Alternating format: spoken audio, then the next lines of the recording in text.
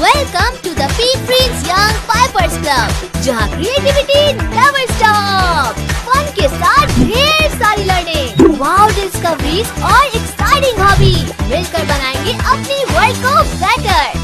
तो हो जाओ तैयार and join the P prince young pipers club.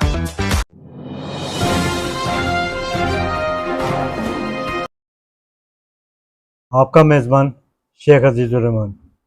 आज हम लाहौर में सुप्रीम कोर्ट ऑफ पाकिस्तान के माहिर कानून जनाब मोहम्मद मियाँ मोहम्मद अब्बास साहब के साथ इनके दफ्तर में मौजूद हैं। आपसे जानने की कोशिश करेंगे कि अदलिया में कहाँ खामियां पाई जाती हैं और अदलिया को किस तरह मुस्तहकम और मजबूत बनाया जाए। अस्सलाम वालेकुम। वालेकुम अस्सलाम। कैसे हैं सर, आप खैरियत से हैं? बहुत अच्छा। सर, देखने वाले नाजरीन की आगाही के सिलसिले में आपका तारुफ। मेरा नाम मियाँ मोहम्मद अब्बास है। मैं एडवोकेट हूँ और पाकिस्तान में प्रैक्टिस करता हूँ। जी सर, अपने तालीमी सफ़र के बारे में कुछ बताएं। मैंने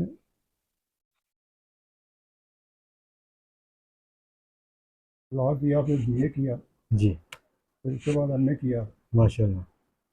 फिर उसके बाद मैंने ज्वाइन किया।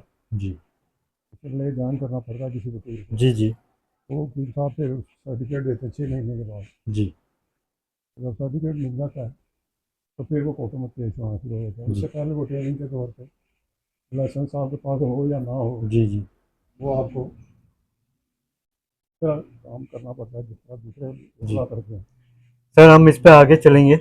मौजूदा निज़ाम तालीम के बारे में आपकी क्या राय है?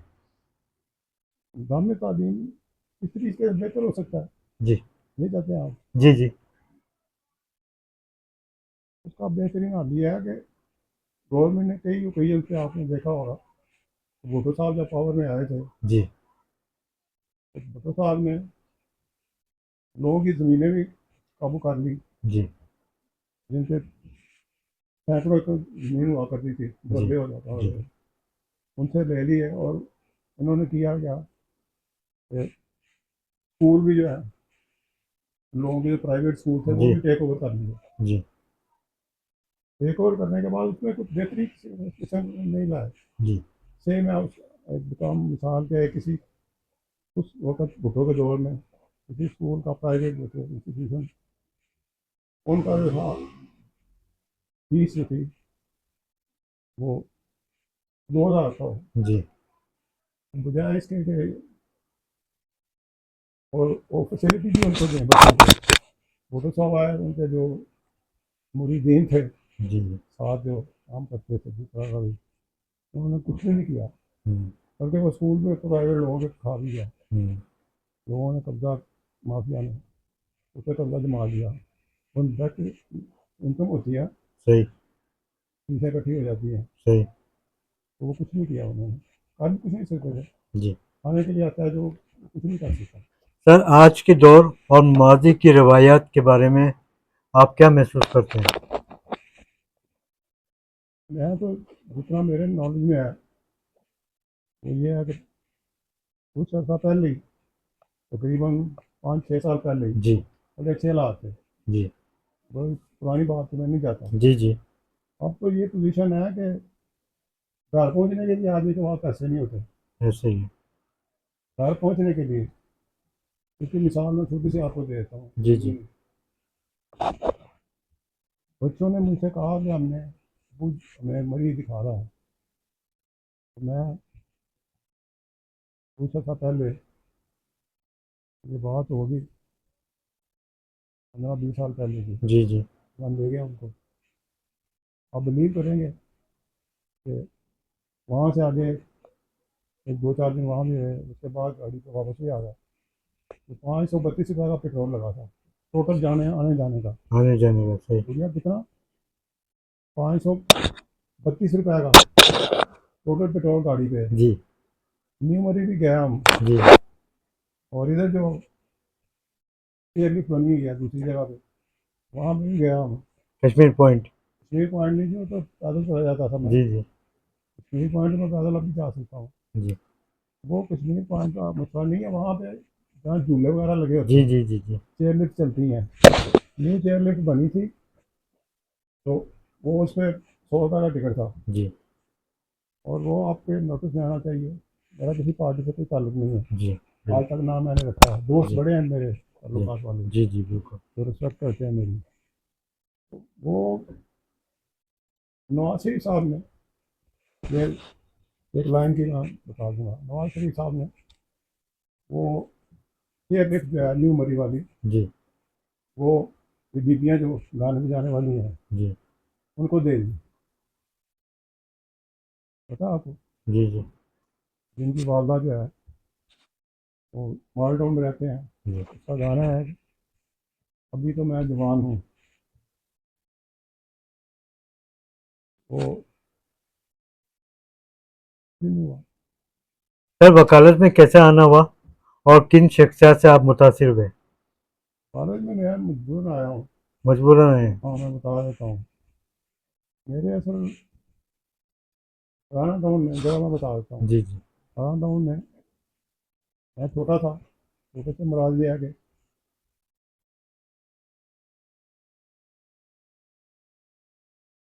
20 से पहले की बात है। हम्म तो वो मेरे वहाँ पे 3 मरबे जमीन थी, 3 साढ़े 3 मरबे।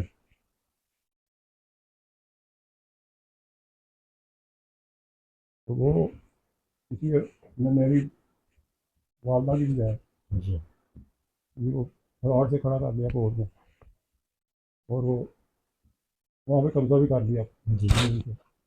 2 ट्यूबवेल लगवाए थे। तो मैं छोटा था, तो मैं बड़ा परेशान हुआ। जिनसे बात की लोगों से, उन्होंने कहा कि मियाँ साहब तुम छोटे गए हो, तुम सानू दो मौका। मुझे इतना पता ही नहीं था। हम्म उन्होंने वो ज़मीन भी मारी है, 5 एकड़ ज़मीन थी, बड़ी कीमती, हम्म तो वो बकवा दी, पैसे खा लिए, हम्म और उसे कब्जा भी कर लिया। ज़मीन हमारी थी, वो मुंबई से निकाली, जो राज जी जी उन्होंने किया था वो बगावत है। वो फिर बाद में उन्होंने खुद ही वो, मेरे छोटा होने के नाते जी मुझे पता ही नहीं था। फिर मैंने लॉ में एडमिशन लिया, तो फिर मुझे पता चला कि वो वकील जिनको हम 10,000 देते थे हम्म पेश होने के लिए, तो मैं हूँ तो इनको एक का कब भी ना पूछे। जी तो मेरी अपना जहन था। वो मेरे पूछने के लिए आया करें। जी जी जब मैंने दफ्तर बना लिया, ये दफ्तर मेरा अपना है, जी जी बिल्कुल। आप बैठे हुए हैं, जी इधर इस बिल्डिंग में जी किराएदार है। जी तो दफ्तर, ये 2 कमरे ये भी रखा था मैंने अपने जी पास जी कमरा, सब कमरों में अटैच बाथरूम है। मैंने, सर एक वकील के तौर पर आपकी तरजीहात क्या रही? मेरी, जब मैं वकील बन गया, तो फिर वही लोग जो वकील रात होते थे जी जी मेरे पीछे पीछे, लेकिन उस वक्त मेरे पास पैसे खत्म हो चुके थे, जी सारी ज़मीन ज़ाया हो चुकी थी, लोगों ने कब्जे कर दिए।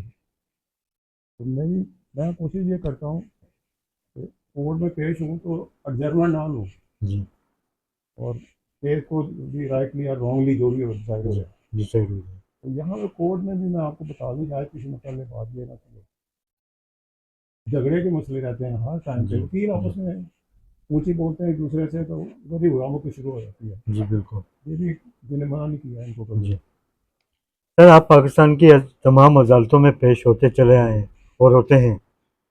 अदालतों के हालात क्या हैं? रातों के हालात बहुत बुरे हैं। ये जो पहले चीफ जस्टिस से चौधरी इफ्तिखार, जी जी वो आपको पता नहीं किस तरह बने, जी तो बता दूं मैं आपको। चौधरी इफ्तिखार जो है, ये कोयटे का नहीं है, बलोचिस्तान का नहीं है, जी ये सूबे वाइज डिवीजन होती है। जी सुप्रीम कोर्ट के जो जजेस लगाते हैं ना, उनको पंजाब से वो 2 ले लेते हैं अगर, जी तो दूसरे सूबों में फर्ज करे 2 और चाहिए वैकेंसियाँ, तो वो एक बलोचिस्तान को दे देंगे, एक के को दे देंगे, जी लेकिन करते कुछ नहीं है, लूटमार मचाई होती है। जी जी सर आप एक प्रोफेशनल वकील हैं जी। और हर प्रोफेशनल वकील अपने साहिल के मुकदमे के मौके पर अदालतों में तहकीक और मुताले के तहत पेश होते हैं, लेकिन आजकल के वकला में ऐसी ज़रूरत नहीं पाई जाती। इसकी वजह क्या है? वजह यह है कि लोग एक दूसरे का इज्जत एहतराम करना छोड़ दिया उन्होंने, जी और कोई सिलसिला नहीं है।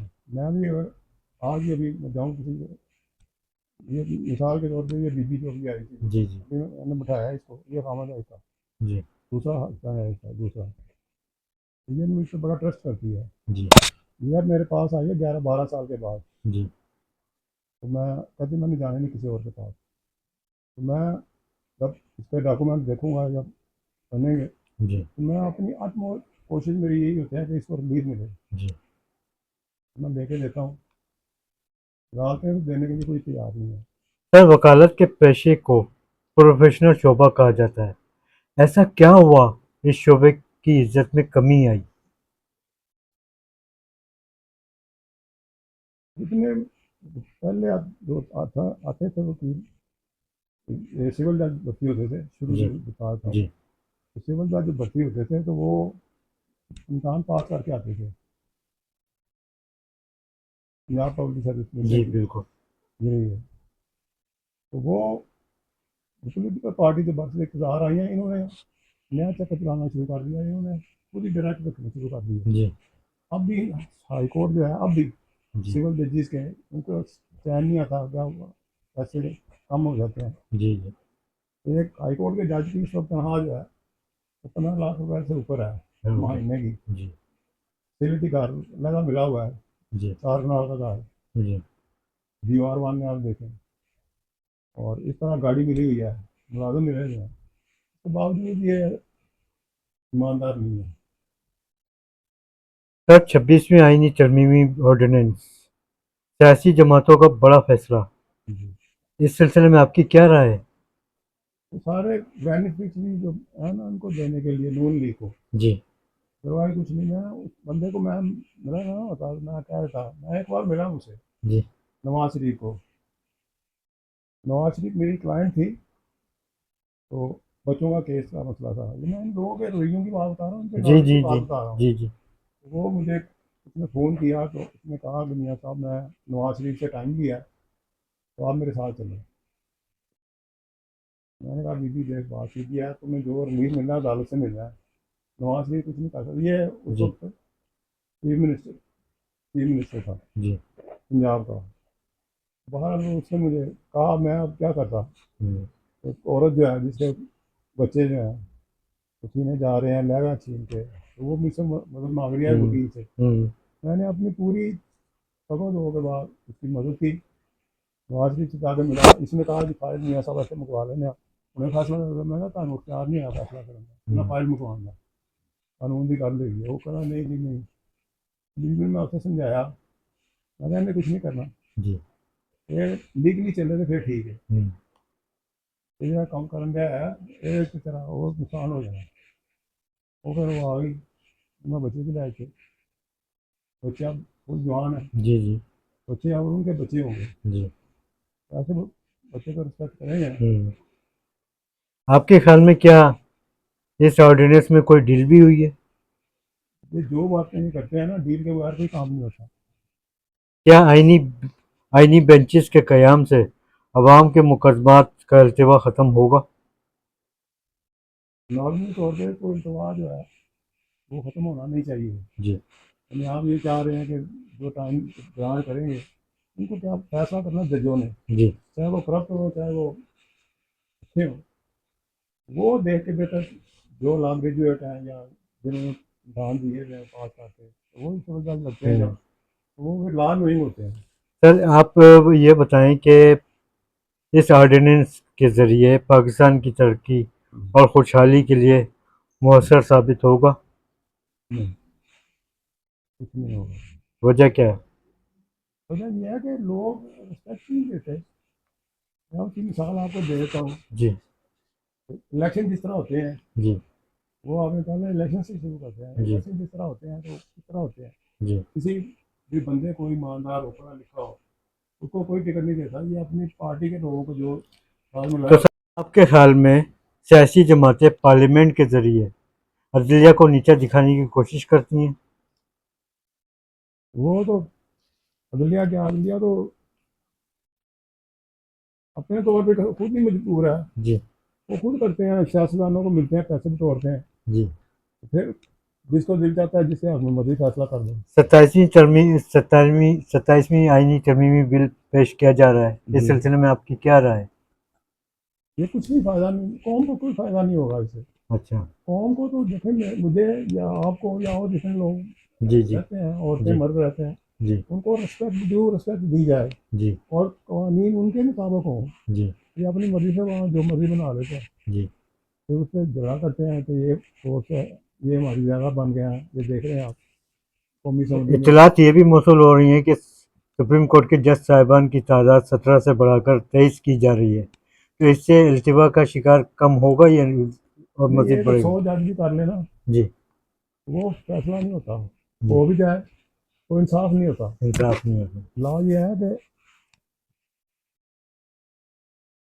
कानून ये कहता है, कानून में प्रोविजन मौजूद है। जी जो भी मैं कोई आपको यहाँ से बुक करके दिखा दूँ, सीपीसी जो है, जी मिसाल देता हूँ मैं, जी जी कोई नहीं देगा ऐसी मिसाल। सीपीसी में खुद प्रोविजन लिखी हुई है, जो कोर्ट में केसेस जी जाते हैं ना, दीवानी केसेस, जी। दीवानी कीजिए। उनमें लिखा हुआ है, जी जी उनमें लिखा हुआ है जी जी। हुक्म करें। क्या रख लिया। चलें, हुक्म करें, चलाते रहें। सुप्रीम कोर्ट का नया दौर शुरू हो गया यहाँ इनका है। सुप्रीम कोर्ट का नया दौर शुरू हो गया है। नए चीफ जस्टिस साहब के लिए नए चैलेंजेस मुंतजर।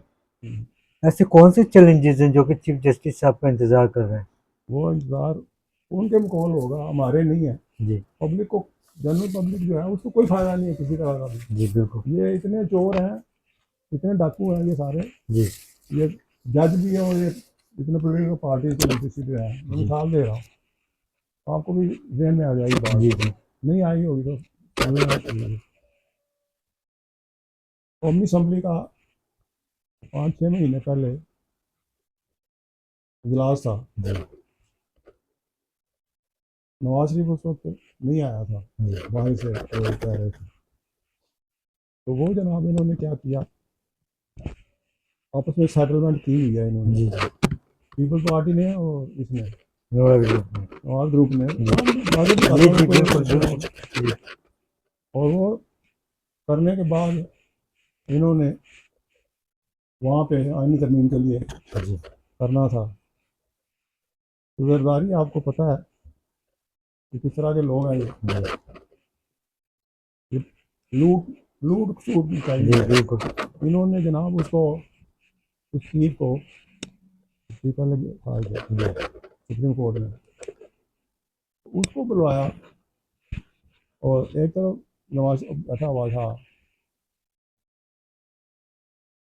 ये जरदारी बैठा हुआ था, जी एक तरफ एक और मैंने बिठाया हुआ था, और दरमियान में उसको बिठाया हुआ था, सुप्रीम कोर्ट के चीफ को, जी ऑन ड्यूटी चीफ को, जो जो भी रिटायर हुआ है, आप अंदाज़ा लगाएं। जी और उसी तरह की मूवमेंट जो है वो वहाँ पे आर्गूमेंट हो रहे थे कि उन बातों के बारे में या उन कवानीन के बारे में। तो ये इनसे साहब दूर नजर आता है, कहाँ से इंसाफ मिलेगा जो चीफ जाके उनके दरमियान में बैठा हुआ है।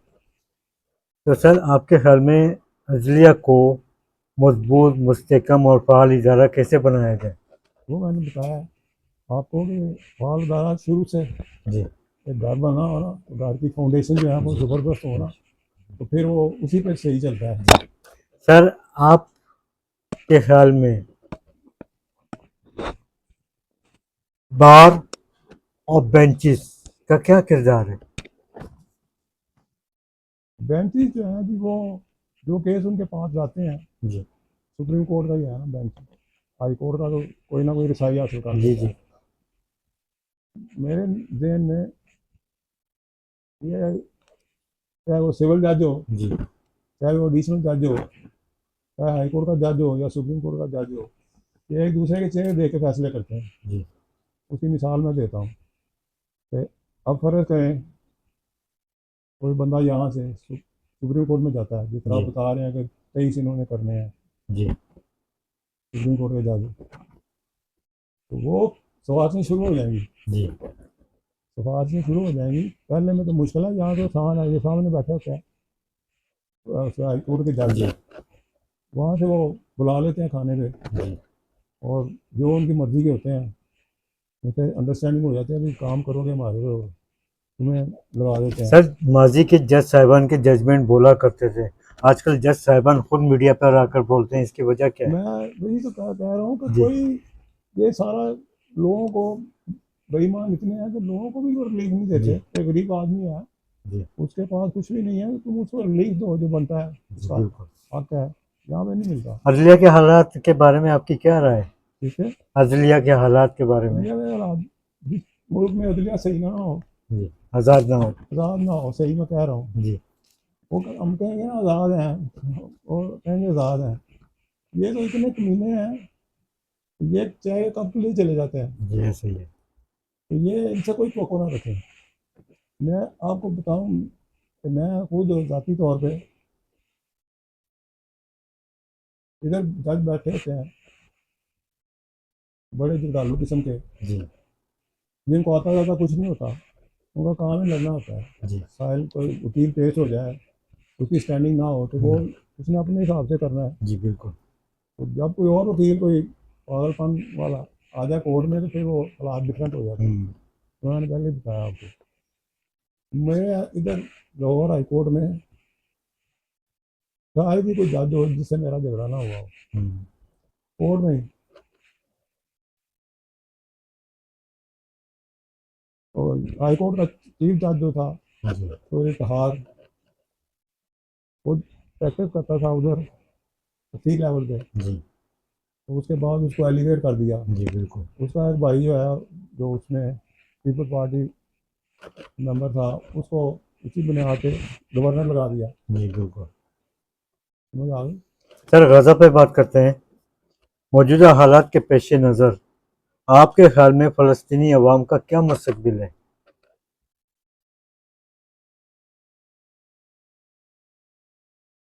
आपने नबी पाक सल्लल्लाहु अलैहि वसल्लम के बारे में, वो नबी पाक का फरमान है कि अपने टाइम पे नबी पाक ने जी कि जिस तरह के हालात जो पैदा हुए थे, उनका इस तरह के हालात हमारे करीब आएंगे, जी उनको अच्छे तरीके से डील करना है। अब अंदाज़ा लगाएं, मिसाल दे रहा हूँ मैं, वो मुल्क उनकी मदद कर रहा है, जी छोटा सा मुल्क है ये, इसका शेखपुरा का रकबा है ना, जी जी बिल्कुल। ज़मीन जमून है, जी इस तरह इतनी ज़मीन है इसके पास। जी और हमारे मुल्क की जो मिलिट्री है, उनका 5 मिनट का काम है, बिल्कुल। 5 मिनट का। लेकिन सर, देखने में ये भी आया है कि पाकिस्तान समेत 57 इस्लामी ममालिक इस जंगबंदी में नाकाम, खामोश तमाशाई। मैं बताता हूँ वो क्यों है। वीटो पावर, ज़ाती मफादात या IMF?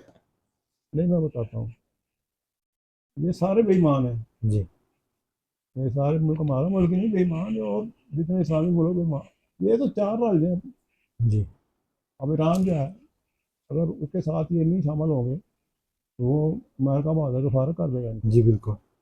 अमेरिका बहादुर अपने सवाल का भेज के पाकिस्तान में, जी अभी ये हफ्ता 10-15 दिन की बात हुई है, आप और मैं तो अखबार नहीं देखा, वो